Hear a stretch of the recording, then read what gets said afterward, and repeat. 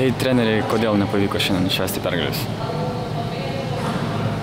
Šiaip antra diena tokia sunki, tiek vakaras Seinėse nelengva buvo žaisti.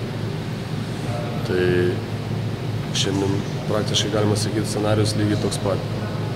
Tik vakar mums pavyko gale laimėti, o šiandien ne.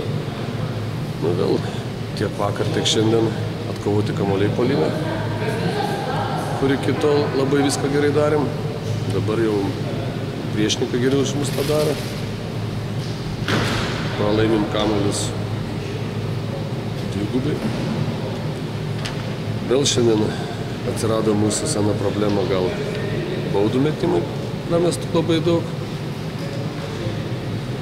Šiaip vyrai stengiasi, dirbo, bet kažkur tai sekundė užvėluoja, kažkur ne ten kažkas nubėga ir galutinis rezultatas pralaimėjimas.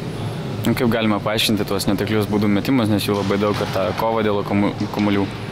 Tai čia yra psichologija, niekas kitas. Čia yra psichologija žmogaus. Bauda stovi vienas pats stovi. Niekas tavęs nedengia. Ir tu nepataikai, tai čia turi kalti tik save. Čia yra žmogaus galvoj kažkas negerai. Tiek iš manęs.